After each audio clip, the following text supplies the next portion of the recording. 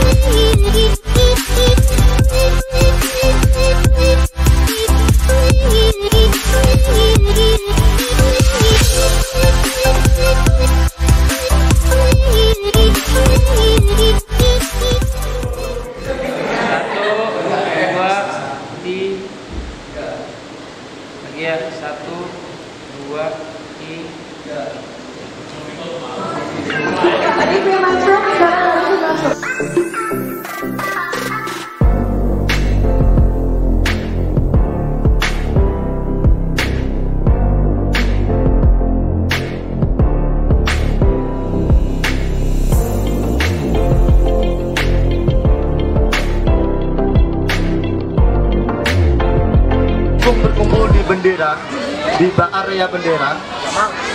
Yang mengecat, tugas mengecat silakan langsung berkumpul di area bendera.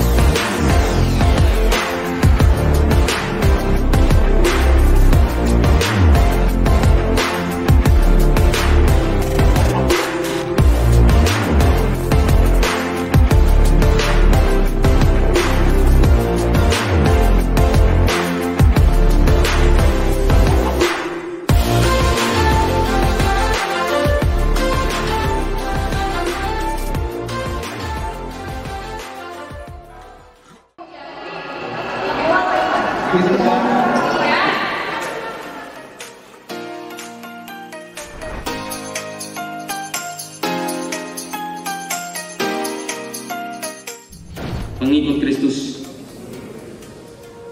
yang baik. When you feel it's hopeless, when you think that you've lost, oh, I will take your hand and we'll rise up from the dust. Oh, here we go, go, go, let us heal and grow. You won't be alone, we're unstoppable. Don't be afraid to show what we're going for. This is what we know. Here we come back to life, we're still breathing, standing up everybody. Mari kita pergi ke Bethlehem untuk menyembah Raja yang baru lahir itu. Dengan sukacita kami mau menyembah. We will rise up and win all the...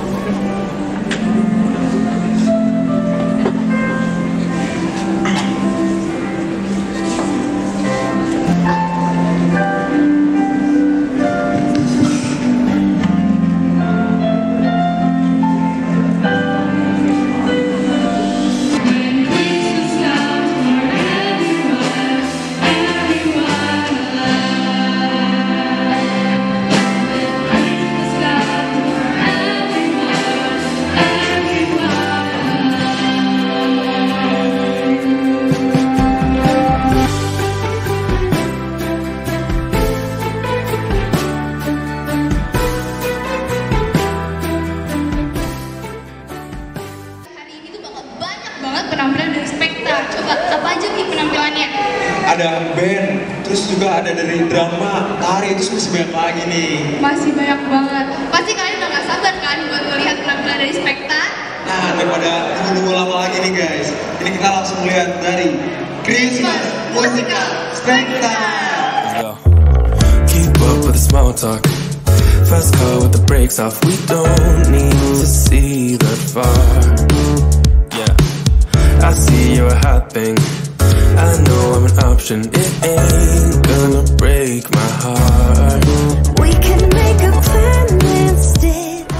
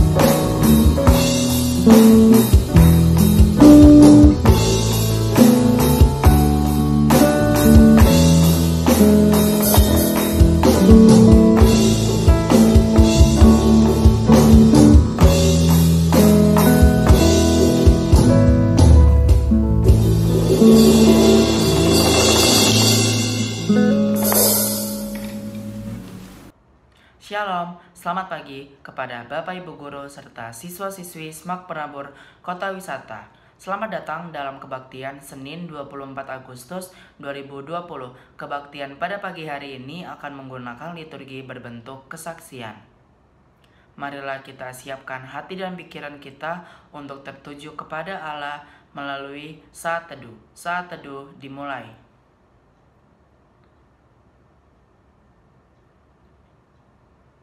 Saat teduh selesai. Rekan-rekan siswa, kita berkumpul di sini karena Tuhan mengasihi kita dan begitu baik kepada kita. Ia tidak pernah meninggalkan kita dan kasih-Nya selalu setiap menyertai kita. Marilah kita bersama-sama menyanyikan lagu dari NKB 34, Setiamu Tuhanku Tiada Bertara.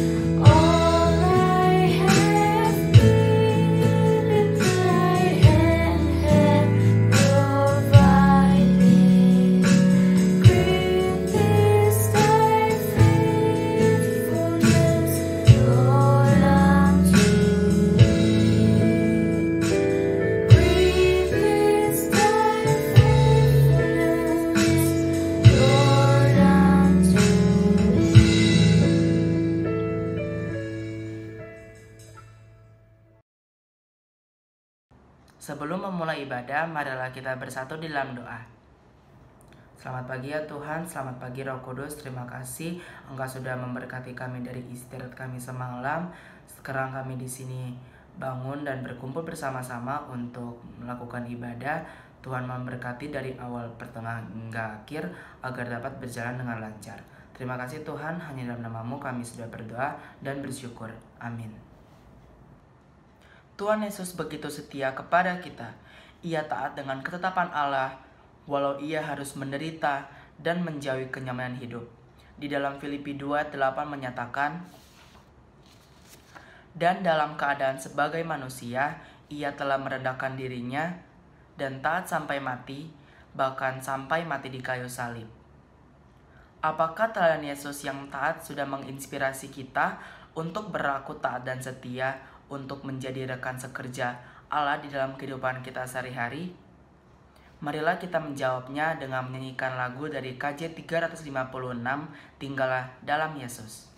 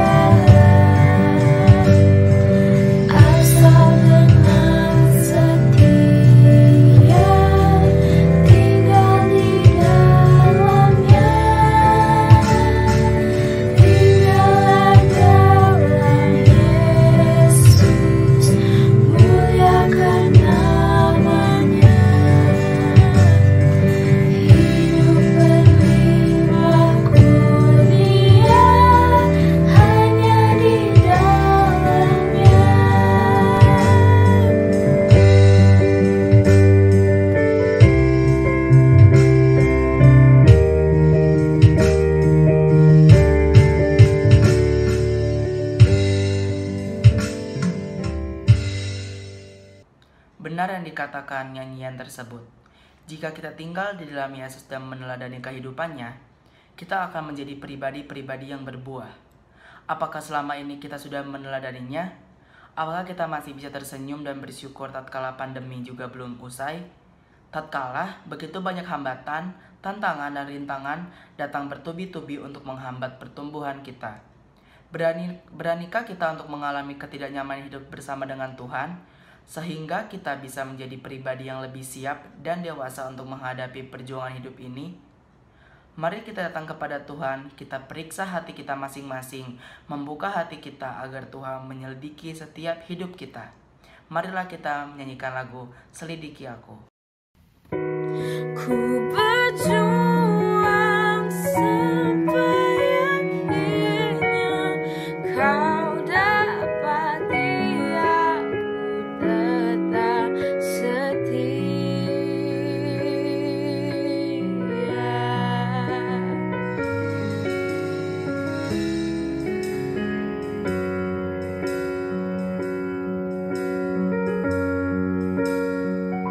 Selidiki aku, lihat hatiku, apakah ku sungguh mengasihimu, Yesus.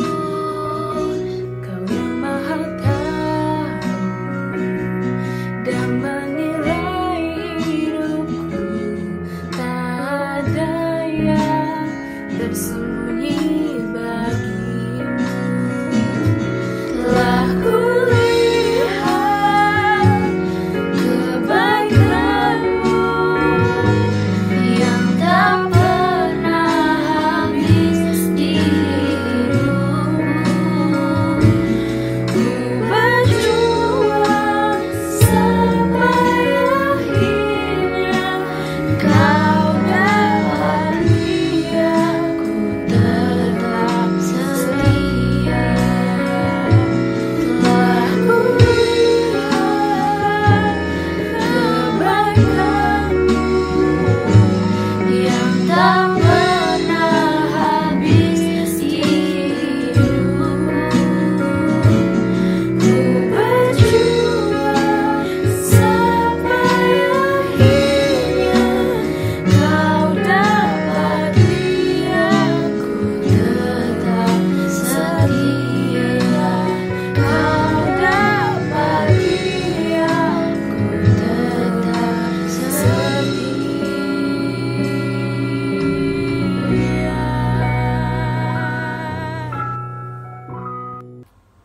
Dasar kesaksian firman Tuhan untuk kita pada hari ini terambil dari kitab Yeremia pasal 15 ayat 10 sampai 14. Tetapi sebelumnya, marilah kita memohon pimpinan Roh Kudus agar senantiasa memberkati kita di dalam perenungan firman Tuhan yang dapat menjadi kekuatan bagi kita.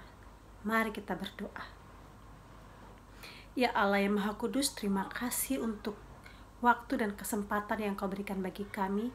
Saat ini kami boleh diperkenankan mendengar akan firman-Mu. Berkati kami, urapi kami dengan Roh-Mu yang kudus, sehingga kami bukan hanya dapat membaca dan mendengar, tetapi terlebih kami dapat melakukan firman-Mu dan kami dapat bersaksi akan firman-Mu di dalam kehidupan kami setiap hari. Berfirman-Lah ya Tuhan, karena kami siap mendengar. Amin. Yeremia pasal 15 ayat 10 sampai 14 yang menyatakan, "Celaka aku, ya ibuku, bahwa engkau melahirkan aku, seorang yang menjadi buah perbantahan dan buah percederaan bagi seluruh negeri. Aku bukan orang yang menghutangkan ataupun orang yang menghutang kepada siapapun, tetapi mereka semuanya mengutuki aku. Sungguh, ya Tuhan, aku telah melayani Engkau dengan sebaik-baiknya dan telah membela musuh di depan-Mu pada masa kecelakaannya dan kesesakannya. Dapatkah orang mematahkan besi dari utara dan tembaga? Harta kekayaan-Mu dan barang-barang perbendaharaanmu akan kuberikan dirampas sebagai ganjaran atas segala dosa-Mu di segenap daerah-Mu. Aku akan membuat engkau menjadi budak musuh-Mu di negeri yang tidak kau kenal. Sebab dalam murkaku telah mencetus api yang akan menyala atasmu." Pada abad ke-19, agama Kristen mulai diperkenalkan di Korea. Di salah satu gereja kecil milik gereja Presbyterian adalah salah seorang anak kecil yang bernama Chun Sing yang suka datang beribadah, mendengarkan firman Tuhan di sekolah minggu, yang kemudian memberikan dirinya untuk percaya kepada Yesus Kristus sebagai Tuhan dan Juru Selamat. Beriman kepada Kristus bagi sang anak tidaklah hal yang mudah untuk dilalui. Sang anak dilahirkan dari pasangan suami istri yang bernama Son Yul dan sang ayah bernama Sihwal. Mereka adalah pasangan keluarga yang hidup miskin di bawah pemerintahan penjajahan Jepang. Sang ayah harus keluar dari Korea untuk terhindar dari incaran tentara Jepang, sedangkan sang ibu harus hidup bersama keempat putrinya dan bayi yang dikandungnya. Sang ibu punya harapan bahwa kelak sang bayi yang dilahirkan adalah seorang anak laki-laki yang bisa meneruskan garis keturunan keluarga sehingga dia punya komitmen, jika bayi yang dilahirkan adalah perempuan, maka ia akan membunuh anak ini dan kemudian dia akan bunuh diri. Karena dia terlalu menderita akibat hinaan dan cercaan dari para tetangga serta keluarganya sendiri. Sang ibu kemudian menjalani proses lahiran sendiri di gubuk yang kecil. Betapa mengagetkan dia ketika yang dilahirkan adalah seorang bayi perempuan. Dia begitu putus asa, dia begitu kecewa, tapi dia begitu lelah pasca melahirkan. Dia hanya bisa melempar jerami yang ada di sekitar dia untuk menutupi bayi tersebut. Bayi tersebut menangis di bawah tilam jerami. Tapi beruntung sang ibu mertua datang ke rumah tersebut dan mendapati tangisan sang bayi, lalu kemudian menghempaskan tilam jerami dan menyelamatkan sang bayi. Sang bayi kemudian hanya dipanggil dengan sebutan si bungsu. Sang ibu tidak suka padanya. Demikian juga dengan kakak-kakaknya. Tapi hanya satu di antara kakaknya yang mengasihi dia, yang bernama Sun Bin. Beberapa waktu kemudian sang ayah pulang. Sang ibu penuh dengan ketakutan. Tapi sang ayah tidak. Ketika sang ayah melihat sang bayi, ia begitu gembira sehingga dia memberikan nama kepada sang anak Chun Sin, yang berarti harapan gemilang. Dan sejak saat itu, sang anak tidak lagi dipanggil dengan sebutan si bungsu, karena sang ayah menaruh harapan baginya. Chunsin menjalani hari-hari masa kanak-kanaknya dengan penuh keriangan. Ia rajin pergi ke sekolah minggu untuk mendengarkan firman Tuhan. Tapi keceriaan masa kanak-kanak Chunsin tidak berlanjut begitu lama. Karena pada usia 6 tahun, Chunsin menderita demam tinggi yang mengakibatkan kedua bola matanya buta. Kemudian Chunsin hidup di dalam kegelapan. Ia semakin tidak disukai oleh ibu dan kakak-kakak perempuan yang lainnya. Ia merasa kesepian, ia merasa hidup di dalam kegelapan. Sekalipun di dalam hatinya ada iman percaya kepada Tuhan. Dan iman Chunsin tidak sia-sia. Selang beberapa waktu adalah seorang pria yang tersesat dan kemudian mampir di rumah Chunsin. Ia melihat Chunsin yang buta. Lalu dalam percakapan dengan sang ayah, ia menawarkan bahwa bagaimana jika Chunsin diberikan kesempatan untuk belajar di salah satu sekolah tunanetra yang ada di Pyongyang. Dan orang tersebut adalah sekretaris dan guru di salah satu sekolah tunanetra tersebut. Kedua orang tua Chunsin khawatir, tapi tidak dengan Chunsin. Ia merasa bahwa ini kesempatan baik bagi dia. Begitu juga dengan sang guru. Ia meyakinkan kepada kedua orang tuanya bahwa kesempatan untuk berpendidikan adalah kesempatan untuk menghentikan Chunsin untuk hidup di dalam kegelapan. Dan akhirnya Chunsin pergi ke Pyongyang menempuh pendidikan. Menempuh pendidikan di sekolah tunanetra, ia tekuni, ia lakukan dengan kerja keras. Namun yang sangat disayangkan adalah pasca 1 tahun proses pembelajaran, Chunsin harus membayar sebagian dari biaya pendidikan. Orang tua Chunsin tidak mampu untuk memenuhi biaya tersebut. Jika biaya tersebut tidak bisa dipenuhi, maka ia harus meninggalkan sekolah. Ia mulai gelisah, ia mulai khawatir, ia mulai takut. Hingga akhirnya pikiran yang kalap menghampirinya. Dan ia merencanakan untuk bunuh diri. Ia naik ke salah satu bak kamar mandi untuk mengakhiri hidupnya. Tapi kemudian secercah sinar menghampiri tubuhnya sehingga membuat dia terjatuh. Dan dia tahu bahwa sinar tersebut adalah sinar Tuhan. Ia mengakui kesalahan dia. Dan kemudian dia tertidur. Dan ketika pagi hari dia bangun, ia bangun dengan kekuatan baru. Ia percaya bahwa Tuhan sudah datang di dalam hidupnya. Dan Tuhan akan senantiasa membantu. Dan benarlah, ia bisa menyelesaikan studinya. Sekalipun ia harus bekerja keras. Ia harus bisa menjahit untuk bekerja mendapatkan penghasilan. Begitu juga ia harus bisa mengasuh anak-anak tunanetra yang baru datang menjadi adik-adiknya. Ia jalani dengan penuh sukacita. Masa-masa kemudian berlalu. Tentara Jepang semakin keras terhadap penduduk Korea. Bahkan dikeluarkanlah sebuah maklumat bahwa penduduk Korea harus pergi beribadah di kuil Shinto dan menyembah dewa Shinto. Hal ini sangat ditentang oleh Chunsin karena bagi dia, hal ini tidak sesuai dengan iman percaya kepada Yesus Kristus. Penolakan dia untuk menandatangani ikrar perjanjian membuat ijazahnya ditahan. Tapi ia tidak takut dan khawatir. Ia pun dapat melaksanakan wisuda.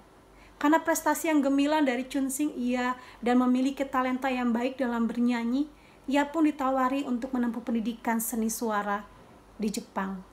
Kesempatan yang baik bagi dia ambil karena dia berpikir bahwa menjadi orang Kristen di Jepang akan lebih mudah ketimbang di Korea. 1 tahun pasca menempuh pendidikan suara di Jepang, kembali lagi kendala ekonomi dihadapi. Sehingga ia membutuhkan pekerjaan untuk dia lakukan sehingga dia bisa bertahan. Pada akhirnya dia ditawari untuk bekerja di salah satu rumah sakit. Dan di dalam kebutaannya ia menyanggupi. Dan sesuai dengan komitmen dia bekerja dengan sepenuh hati yang menunjukkan bakat dan talentanya di dalam dunia kedokteran. Sehingga akhirnya salah seorang dokter di rumah sakit tersebut meminta Chunsin untuk berhenti dari sekolah seni suara dan kembali menempuh pendidikan kedokteran. Chunsin menyambut hangat tawaran tersebut karena bagi dia inilah kesempatan yang sangat baik untuk dia bisa membantu banyak orang. Chunsin sukses di dalam pendidikan sekalipun banyak hambatan dan tantangan serta rintangan. Ketika pendudukan Jepang semakin keras, semakin sering mencari orang-orang yang beragama Kristen maupun di luar agama Shinto. Mereka datang ke rumah Chunsin dan mengobrak-abrik rumahnya sehingga mendapati foto-foto para misionaris Amerika. Mereka segera menangkap Chunsin dan interogasi dia. Dan mereka menuduh Chunsin sebagai mata-mata Amerika. Tapi Chunsin menolak tuduhan tersebut karena mereka bukanlah tentara, mereka adalah para misionaris. Tapi tetap, ketika Chunsin menolak untuk menandatangani pernyataan bersalah, ia semakin disiksa, ia dilecehkan. Namun di dalam kesempatan penderitaan yang ia alami di penjara, ia gunakan untuk mengabarkan Injil Yesus Kristus kepada tahanan yang lain, sehingga banyak pembaharuan jiwa-jiwa yang terjadi di penjara. Waktu demi waktu berlalu, Dr. Okawa dari Fakultas Kedokteran menjemput Chunsin dengan menjadikan dirinya sebagai jaminan. Di tengah luka-luka di dalam tubuhnya yang tidak terobati selama penjara, ia keluar dengan penuh kelusuhan dan sakit penyakit. Tapi dengan tekad yang kuat, ia mau menyembuhkan dirinya. 2 minggu pasca keluar dari penjara, ia kembali melanjutkan studinya. Sehingga akhirnya ia bisa berhasil menempuh gelar dokter. Dan ia kemudian dikenal sebagai Dr. Yang. Tapi bagi dia, berada di Jepang bukanlah pilihan dia. Dia kembali ke Korea untuk melayani orang-orang miskin di sana, untuk mengabarkan firman Tuhan di sana. Di Korea, ia menjalani misinya. Namun ia masih membutuhkan pendidikan yang lebih tinggi sehingga ia pergi ke Amerika. Dia mengikuti proses pendidikan di San Francisco State University untuk menempuh gelar pendidikan sarjana muda. Kemudian ia juga menempuh pendidikan hingga ia mencapai gelar sarjana di salah satu universitas di Los Angeles.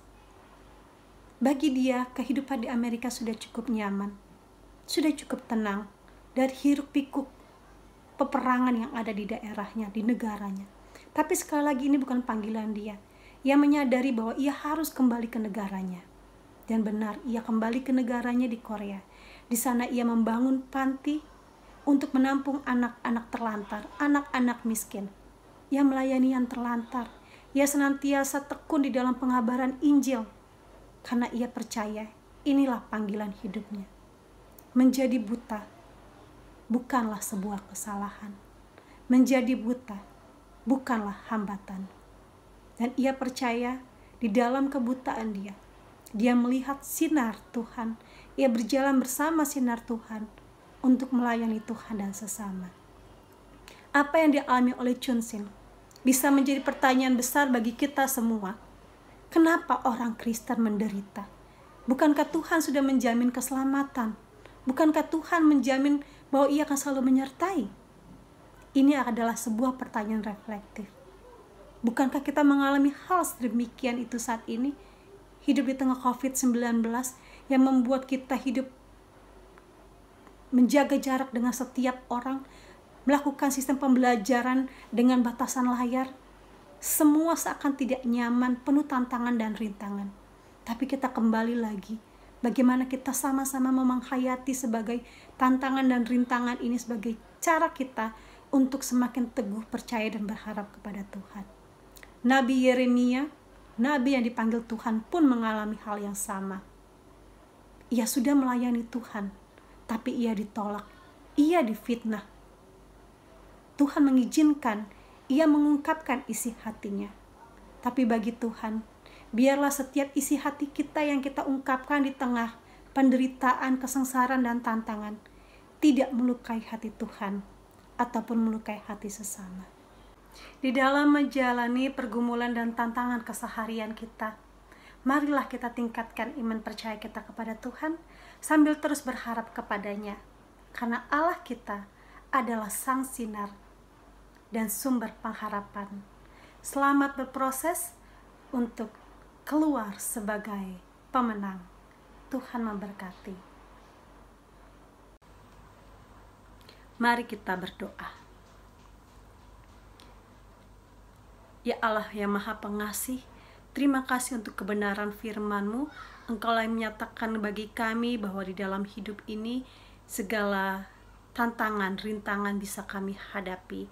Namun biarlah kami senantiasa dapat berjalan bersama-sama dengan Engkau, berharap akan Engkau, dan menyerahkan seluruh pergumulan kehidupan kami ke dalam-Mu ya Bapa. Terima kasih Bapa, ajar kami di tengah-tengah tantangan rintangan kehidupan kami boleh bersaksi akan Engkau yang senantiasa menuntun dan menopang kehidupan kami. Ya Allah, berkatilah para siswa-siswi Semak Penabur Kota Wisata di dalam studi mereka, di dalam pergaulan mereka, dan biarlah di dalam kehidupan mereka juga sebagai seorang anak di tengah keluarga. Engkau memberkati setiap tugas dan tanggung jawab mereka agar semuanya boleh berjalan dengan baik.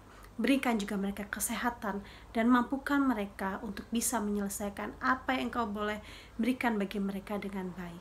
Berkati juga para guru, para pendidik, para karyawan di dalam tugas tanggung jawab mereka ya Bapa, sehingga segala karya yang boleh dilakukan dapat senantiasa menyukakan hati-Mu dan menjadi berkat bagi sesama kami. Berkati sanak saudara kami, keluarga kami di dalam kehidupan mereka juga, topang mereka di dalam menjalani kehidupan mereka.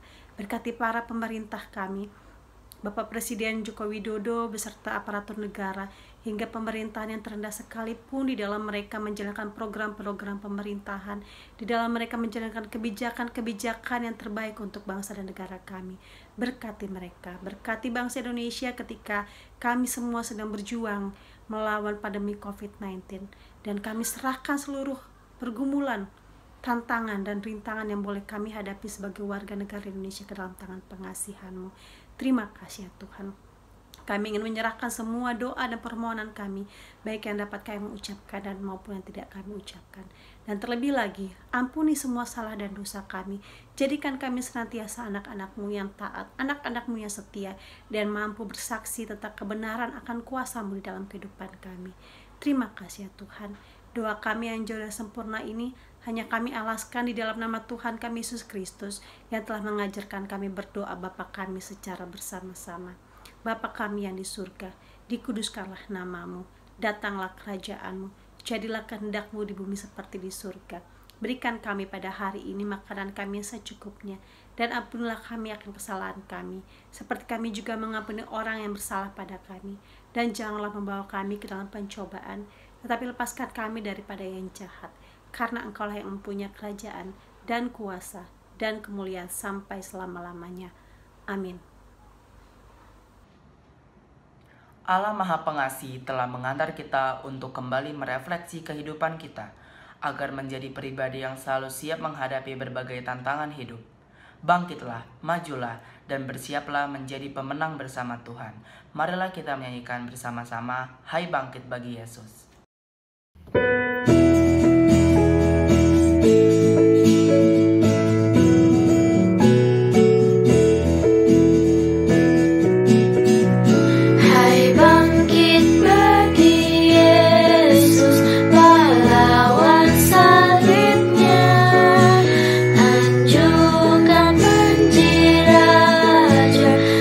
Jangan menyerah dengan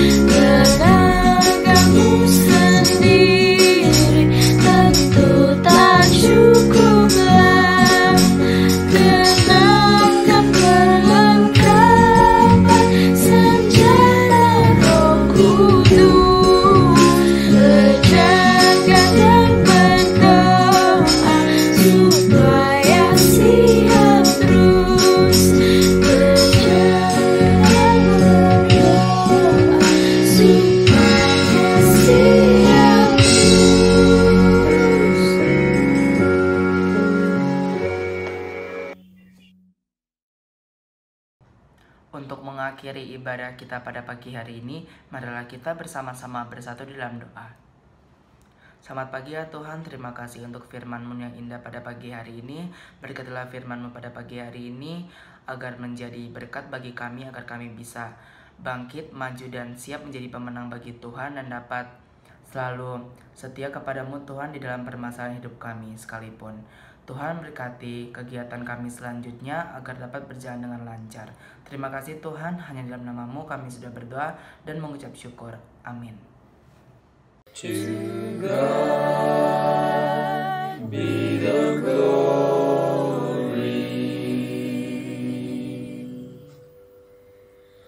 To God be the glory. To God be the glory For the things He has done.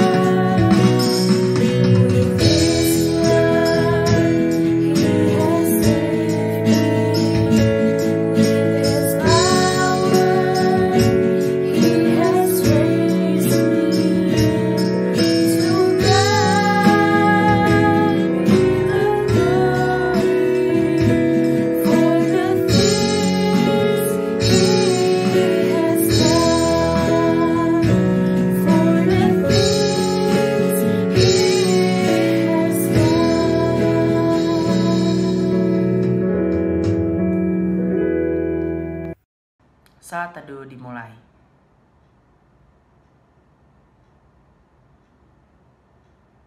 Saat teduh selesai.